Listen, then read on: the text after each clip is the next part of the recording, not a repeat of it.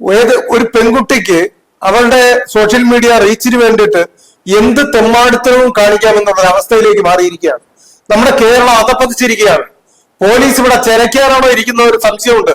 കാര്യം തൊട്ടു മുന്നേ ഏതാനും ദിവസങ്ങൾക്ക് മുൻപേ അപ്സ അങ്ങനെ എന്താ പറയുന്ന ഒരു എന്താ പറയാ ഇതിനൊക്കെ വളരെ മോശം വാക്കുകളാണ് വായിൽ വരുന്നത്.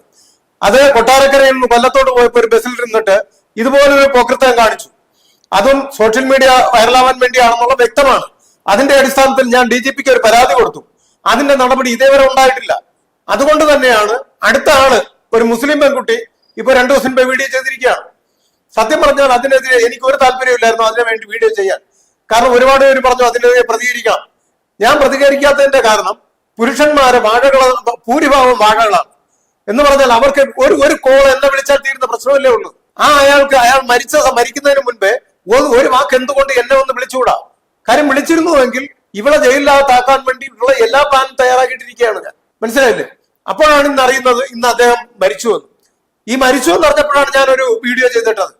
അത് ഞാൻ വളരെയധികം മോശം വാക്കുകൾ ഉപയോഗിച്ചിട്ടുണ്ട്.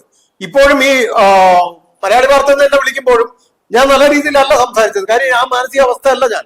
മറ്റുള്ള പുരുഷന്മാരെ എന്താ പറയാ മറ്റുള്ളവർ പുരുഷന്മാർക്ക് വേണ്ടി സംസാരിക്കുന്നു എന്ന് പറഞ്ഞാൽ അവരുടെ ഭൂരിഭാഗം അവരുടെ റീച്ചിന് വേണ്ടിയിട്ട് മറ്റുള്ളവരിന് വേണ്ടിയിട്ടായിരിക്കാം. പക്ഷെ ഞാൻ അങ്ങനെ അല്ല. എനിക്ക് പുരുഷന്മാർക്ക് എന്തെങ്കിലും ഒരു വേദന സംഭവിച്ചാൽ ഇതുപോലുള്ള പ്രശ്നങ്ങൾ അവർ ആത്മഹത്യ ചെയ്താൽ ഞാൻ എന്റെ വീട്ടിൽ ഉള്ള അല്ലെങ്കിൽ എന്റെ മകന് എന്റെ മറ്റു ഫാമിലിയിൽ വേണ്ടപ്പെട്ടവർക്ക് അല്ലെങ്കിൽ എനിക്ക് സംഭവിച്ചതുപോലെയാണ് ഞാൻ കാണുന്നത്. അത്രത്തോളം വേദനിച്ചാണ് ഞാൻ ഇരിക്കുന്നത്. ഞാനിപ്പോ കോഴിക്കോടോട്ട് പോവുകയാണ് അദ്ദേഹത്തിന്റെ വീട്ടിലേക്ക്. നമ്മളൊന്ന് മനസ്സിലാക്കണം, ആ പെൺകുട്ടി എന്ത് തെമ്മാടിത്തരമാണ് കാണിച്ചിരിക്കുന്നത്. അതിലെന്തെങ്കിലും സത്യമുണ്ടോ? അയാളുടെ മുഖം കാണുന്ന രീതിയിൽ ആദ്യം വീഡിയോ എടുത്തു. വീഡിയോ എടുക്കുമ്പോൾ നമുക്കറിയാം ഇയാളുടെ അടുത്തല്ല നിൽക്കുന്നത് ഈ പെൺകുട്ടി. പിന്നീട് അവളുടെ എന്താ പറയാ അവളുടെ നെഞ്ചിന്റെ ഭാഗം അവള് കൈ കൊണ്ട് ഉരസുകയാണ്. ഇതൊക്കെ പച്ചയ്ക്ക് പറയേണ്ട കാര്യങ്ങളാണ്. അവൾ അങ്ങോട്ട് ഉരസി അയാളെ തിരിച്ചയാൾ തട്ടിയിട്ടാണെങ്കിൽ പോവുകയാണ്. ആദ്യം മനസ്സിലാക്കണം. അങ്ങനെയുള്ള എന്താ പറയാ അങ്ങനെയുള്ള ഒരു വ്യക്തിയായിരുന്നുവെങ്കിൽ അയാള് ഒരു പെൺകുട്ടി അങ്ങോട്ട് തമ്മിട്ടുമ്പോ കൂടുതലായിട്ട് അവിടെ നിന്ന് എല്ലാം ചെയ്തിട്ടേ പോകും. അതാണ് സത്യം. പിന്നെ പുരുഷന്മാർ എന്ന് പറഞ്ഞാൽ അങ്ങോട്ട് തട്ടി ഉരസിക്കൊണ്ട് നിന്നാ തിരിച്ച് പ്രതികരിക്കാത്ത അവനെ ഇല്ലേ സാധനം? പുണ്ണാക്കൊന്നുമല്ല. ആണുങ്ങളെന്ന് പറഞ്ഞാൽ ഒരു പെണ്ണ് തട്ടി അവനതാ വികാരം ഉണ്ടാവണം. ഉണ്ടായില്ല പിന്നെ അവനെന്താണ് അങ്ങോട്ട് ചെന്ന് മുട്ടി ഉരസി അവന്റെ പിന്നീട് അവൻ മറ്റേ ഉണ്ടാക്കിയെന്ന് പറഞ്ഞിട്ട് വീഡിയോ ചെയ്യല്ല ചെയ്യേണ്ടത്. എന്നിട്ട് പറയുന്നത് ആളെന്തോ പ്രതികരിച്ചു. അവളൊരു പുണ്ണാക്ക് പ്രതികരിച്ചില്ല. അയാൾ തട്ടിയിട്ട് എന്തോ ഒരു വൈരാഗ്യമാണ് അയാൾ തട്ടിയിട്ട് പോയത്. അയാൾ ഇങ്ങനെ ഒന്ന് നോക്കി സൈഡ് നോക്കിയിട്ട് നിനക്ക് ഇത്ര കഴപ്പാണോടി എന്ന് നോക്കിയിട്ടായിരിക്കും അയാള് ഒരു തട്ടും തട്ടിയിട്ട് ഇറങ്ങി പോവുകയാണ് ചെയ്തത്. ആ ഇറങ്ങിപ്പോയപ്പോ അവളുടെ മുഖഭാവം എന്തായിരുന്നു? അവളെ മുഖം കറുത്തു. അവള് വിചാരിച്ച വേറെ എന്തൊക്കെയോ കൂടുതൽ കിട്ടുമെന്നാണ്. ഇതുപോലുള്ള തന്തയ്ക്കും വേണ്ട തള്ളയ്ക്കും വേണ്ട ഭർത്താവ് എന്ന് പറഞ്ഞ ഉണ്ടെങ്കിൽ അവൻ വെറും കിഴങ്ങനുമായിരിക്കും. അവനെ കൊണ്ട് ഒരു പുണ്ണാക്കിന് കഴിയാത്തവന്മാരെ ഇങ്ങനെ അഴിച്ചു വിട്ടയക്കുന്നത്. ഇന്ന് ഈ പെണ്ണിനെന്ന് പറഞ്ഞാൽ പെണ്ണിന് എന്ത് തോന്നിയാസമാവാം. ഇവിടെ ഒരു മന്ത്രിസഭ എന്ന് പറഞ്ഞ ആഭ്യന്തര മന്ത്രി കോപ്പുണ്ട്. ഞാനും കൂടി വോട്ടിട്ട് അയാൾ ഇവിടെ കയറിയിരിക്കുന്നത്. ഏതെങ്കിലും പെണ്ണുങ്ങള് അതും പൊക്കി പിടിച്ചുണ്ടാക്കാൻ പോണ അയാള് ഇതുപോലുള്ള കാര്യങ്ങൾ കൂടി നോക്കണം. അതാണ് ചെയ്യേണ്ടത്. ഞാൻ DGPക്ക് ഒരു പരാതി ഒരു പുണ്ണാക്കം നടന്നില്ല. എവിടെയെങ്കിലും ഏതെങ്കിലും എന്താ പറയാ അവളൊന്നും അതിജീവിതമാരില്ല. ഇവിടൊക്കെ മറ്റേ എന്താ പറയാ രതിജീവിതമാര് ഒരു ഇമെയിൽ അയച്ചു കഴിഞ്ഞാൽ അപ്പോൾ അടുത്ത് നടപടി അപ്പോഴുണ്ടാവും. അഴിച്ചു പോകും. ആ നേരത്തൊക്കെ കുറച്ച് മാന്യമായിട്ടുള്ള കാര്യങ്ങൾ ചെയ്യണോ? മുഖ്യമന്ത്രി എന്ന് പറഞ്ഞാൽ അല്ലെ പോലീസ് എന്ന് പറഞ്ഞാൽ ഇരിക്കുന്നവന്മാർ എന്തെങ്കിലുമൊക്കെ ഒന്ന് ചെയ്യും. നീയൊക്കെ എന്ത് വലത്താണ് ഇവിടെ ഇരിക്കണേ? നീയൊക്കെ സാധാരണക്കാർക്ക് വേണ്ടി എന്തെങ്കിലും ചെയ്യും. നിന്നെയൊക്കെ കൊണ്ട് അല്ലാതെ വേറെ ആർക്കും ഒരു ഗുണവുമില്ല. ഇതുപോലുള്ള ആത്മഹത്യയെങ്കിലും ഒഴിവാക്കും. ഒരു പരാതി കിട്ടിയ ഒരു നടപടി എടുക്കുക. ഏതെങ്കിലും ഒരു പെണ്ണിനെതിരെ ഒരു പരാതി കൊടുത്ത ഒരു നടപടി ഈ പോലീസ് എന്ന് പറഞ്ഞ വാഴ എടുത്തിട്ടുണ്ടോ? ഈ മരിക്കാൻ പോയവന്മാർ ഒരു കോൾ എന്നെ വിളിച്ചിരുന്നെങ്കിൽ പ്രശ്നം തീരില്ലേ? അല്ലെങ്കിൽ ഇവന്മാർക്കെതിരെ ഒരു നടപടി ഉണ്ടാക്കണം എന്നൊരു തീരുമാനം എടുക്കാത്ത ഇനി എന്തിനു പറയുന്നു? രാഹുൽ മങ്കൂട്ടത്തിന് വേണ്ടിയിട്ട് അദ്ദേഹത്തെ മുൻനിർത്തിക്കൊണ്ട് പക്ഷേ ഇന്ന് ഈ കേരളത്തിലെ പുരുഷന്മാർക്ക് വേണ്ടിയിട്ട് ഞാൻ ബുധനാഴ്ച ഒരു റാലി നടത്താൻ വേണ്ടി തീരുമാനിച്ചു ട്രിവാൻഡ്രത്ത്. ആ റാലിയിൽ വരാൻ വേണ്ടിയിട്ട് എത്ര പേരുണ്ട്? സോഷ്യൽ മീഡിയകളും തള്ളാൻ വേണ്ടിയാണെങ്കിൽ ഒരുപാടെണ്ണമുണ്ട്. പുരുഷന്മാരുടെ പ്രശ്നം പറഞ്ഞു കഴിഞ്ഞാൽ അത് തെരുവിലിറങ്ങിയാൽ പോലും അത് വിജയിക്കില്ല. എന്നാലും അത് തെരുവിലിറങ്ങി വിജയിപ്പിച്ച് കാണിച്ചു തരാൻ ഞാൻ സെക്രട്ടേറിയറ്റ് വളയണം, DGP ഓഫീസിൽ വളയണം, ജയിലവിടെ ആവട്ടോ. എന്തിനാ പേടിക്കണേ? അങ്ങനെ ധൈര്യമായിട്ട് നിൽക്കണം, ചങ്കുറപ്പോട് കൂടി നിൽക്കണം. നിന്ന് വേണം പൊരുതി വിജയിക്കാൻ. ഇന്ന് പെണ്ണുങ്ങൾ ഇന്ന് എന്തുണ്ടാക്കിയിട്ടുണ്ടെങ്കിൽ ഇതുപോലെയൊക്കെ തന്നെ അവർക്ക് കുറച്ചുകൂടി സോഫ്റ്റ് കൗണ്ടർ ഉണ്ടാവും. ഒരു ഇമെയിൽ അയച്ചാൽ മതി, പ്രശ്നം തീരും. ആ പാവയുടെ മുഖ്യ ഇപ്പൊ ജയിലിലാണല്ലോ. കഴപ്പ് തീരെ വന്നത് ഭർത്താവ് ഉള്ളവളാണ് ഗൾഫിൽ നിന്ന് ഇവന് കയറാൻ വേണ്ടി വന്നത്. ഇവിടെ കയറിയവനോട് കുഴപ്പം, സുഖിച്ചവർക്ക് കുഴപ്പമില്ല.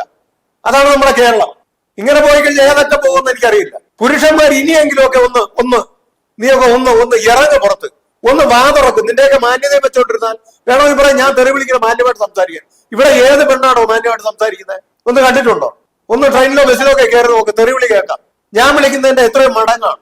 മനസ്സിലായില്ലേ? വീട്ടിന്റെ അറയ്ക്കകത്തിരുന്നോ അല്ലെങ്കിൽ ഏതെങ്കിലും റൂമിലിരുന്നോ നീയൊക്കെ തള്ളും പോലെ അല്ല. നിന്നേക്കാളും ഒക്കെ മാന്യനായിരുന്നത് തന്നെ. പക്ഷെ ആ മാന്യത കൊണ്ട് ജീവിക്കാൻ പറ്റില്ല എന്ന് ഉറപ്പുള്ളതുകൊണ്ടാ ഇപ്പൊ ഈ രീതിയിൽ സംസാരിക്കേണ്ടി വരുന്നത്. ഇതൊക്കെ എന്റെ പ്രശ്നമായിട്ടാണ് ഞാൻ കാണുന്നത്. സ്ത്രീകളുടെ സപ്പോർട്ട് പോലും കിട്ടുന്നത്. എത്രയോ സ്ത്രീകൾ എനിക്ക് പിന്തുണ തരുന്നുണ്ടല്ലോ. പിന്തുണ മാത്രമല്ല, അവർ തെരുവിൽ വരാൻ വേണ്ടി തയ്യാറായിട്ട് പറയുന്നുണ്ടല്ലോ. അപ്പോഴൊക്കെയാണ് നിനക്കൊക്കെ അഭിമാനം. വല്ല രാഷ്ട്രീയക്കാർക്ക് വേണമെങ്കിൽ കൊടി പിടിക്കാൻ പോകും. പിന്നെ വേറെ ഏതെങ്കിലും പെണ്ണിന് വേണ്ടിയിട്ട് നീയൊക്കെ പോകും, തല്ലുകൂടും. ഞാൻ പറയുകയാണ്, ഇതാ ഈ പെണ്ണിന്റെ വീട്ടിൽ കയറി അടിക്കും. ഞാൻ മുൻപ് പറഞ്ഞതുപോലെ അല്ല, മുൻപ് മറ്റേ അപ്സ ഏതോ തമിഴിനെയോ ഹിന്ദിക്കാരനെ വെച്ചാണ് കളിച്ചത്. അവൾക്ക് ബുദ്ധി ഉണ്ടായിരുന്നു, അതുകൊണ്ടാണ് അവൾ കളിച്ചത്. ഇത് കളിച്ചതുകൊണ്ടല്ലോ, ഇത് വെറുതെ ആവില്ല. നീ മണ്ട അടിച്ച് കയറുന്നറ കയറിയിരിക്കും. ഇനി അതിനു വേണ്ടി ഇനിയിപ്പോ ഒരു കേസ് വേണമെങ്കിൽ പറഞ്ഞോളാം, ജയിലിലും കിടന്നോളാം. പിന്നെ ഒരു കൺട്രോൾമെന്റ് AC ഉണ്ട്, മറ്റേ സ്റ്റുവർട്ട് കില്ലറോ എന്തോ കോപ്പ് പിന്നെ അവൻ എനിക്കേറെ ഒരു കേസ് എടുത്തു. എടോ നിന്നോട് ഞാൻ ചോദിക്കുകയാണ്, നീ എന്താ മറ്റേ ഒരു എന്താ രമ്യ കോപ്പ് അവളുടെ ഒരു മറ്റേ കോപ്പിലെന്ന് പറഞ്ഞിട്ട് എനിക്കെതിരെ പരാതി എടുത്തത്, കേസ് എടുത്തത്. നിനക്ക് നാണമുണ്ടോ? ഇതുപോലുള്ള കേസ് നീ എന്താ ചെയ്യാത്ത? ഞാൻ എന്തെങ്കിലും കാര്യത്തിൽ ഉള്ളതാണ്. എന്നെ വെച്ച് ക്രിമിനൽ എന്താ പറയാ ഗുണ്ടായിട്ടില്ല എടുത്തിരിക്കണം. നീയൊക്കെ ഉണ്ടാക്കണം, എനിക്കൊന്ന് കാണണം. എല്ലാം ചെരച്ചുകളാ അല്ലെങ്കിൽ എന്നെ കൊന്നുകളാ. ഇതിപ്പോ ഈ ഒരു വിഷയത്തിൽ നമുക്ക് മനസ്സിലാവും, ഒരു മനുഷ്യന്റെ ജീവൻ നഷ്ടപ്പെട്ടിരിക്കുകയാണ്. പക്ഷെ അതും രാഹുൽ മാങ്കൂട്ടം വിഷയം ഒരുമിച്ച് യോജിപ്പിക്കാൻ പറ്റത്തില്ലല്ലോ. കാരണം കോടതി അടക്കം അതൊരു കുറ്റമാണ് എന്നുള്ള രീതിയിലാണ് കഴിഞ്ഞ ദിവസം പറഞ്ഞിരിക്കുന്നത്. കോടതി അങ്ങനെ പലതും പറയും. കോടതികൾ പോയി പോലീസും കോടതിയും ഒക്കെ തന്നെ കുഴപ്പങ്ങൾ ഉണ്ടാക്കുന്നത്. ഇതുപോലുള്ള കേസുകൾ നേരെ തിരിച്ച് കേസെടുക്കണം. ഭർത്താവിനെയും കളഞ്ഞിട്ട് നേരെ ഇവിടെ വന്ന് ഫ്ലൈറ്റിൽ കയറി ഇവിടെ വന്ന് രാഹുൽ മാങ്കൂട്ടത്തിന്റെ അയാൾക്ക് എന്താ പറയാ അയാളുടെ കിടപ്പുറ പങ്കിട്ടിട്ട് ആ കഴപ്പിന് വേണം കേസെടുക്കാൻ. അല്ലാതെ ഇവിടെ വന്ന് ഇയാളെ മൂപ്പിച്ചാലല്ല കേസെടുക്കേണ്ടത്. കേസെടുക്കാൻ നടപടി ഉണ്ടാവും. കോടതിയും അത് അറിയണം. സാധാരണ കീഴ്ക്കോടതികളൊന്നും കൊടുക്കാറില്ല, അത് മേൽക്കോടതി പോയാലേ നടക്കും. അത് നമുക്ക് നേരത്തെ അറിയാവുന്ന കാര്യങ്ങൾ തന്നെ. പക്ഷെ കോടതികളും കുറെ മനസ്സിലാക്കണം. അതുകൊണ്ടാണല്ലോ കുറെയൊക്കെ മനസ്സിലാക്കിയത് കൊണ്ടാണ് ആദ്യത്തെ 2 കേസിലും അദ്ദേഹത്തിന് ജാമ്യം കിട്ടിയത്. മുൻകൂർ ജാമ്യം അദ്ദേഹത്തിന് കിട്ടിയല്ലോ. ഇതിനും കിട്ടുമായിരുന്നു. ഇത് രാഖിരാമേണം കയറി പിണറായിക്ക് മറ്റേത് അങ്ങ് അയച്ചു കൊടുത്തതല്ലേ. അപ്പൊ അങ്ങേർക്ക് സംഭവം എന്താ ഞാൻ വല്ല പറഞ്ഞത് ശരിയാവില്ല. അയാൾക്കുടനെ പെണ്ണിന്റെ മറ്റേ ഇതങ്ങ് കയറിപ്പോയി. അതാണ് സംഭവം. അതിൽ കൂടുതൽ ഞാൻ ഒന്നും ആ കേസിൽ പറയുന്നില്ല. അതുകൊണ്ടാണ് പാതിരാത്രി വെളുപ്പിനെ അറസ്റ്റ് ചെയ്തതും അയാളെ ജയിലിലാക്കിയത്.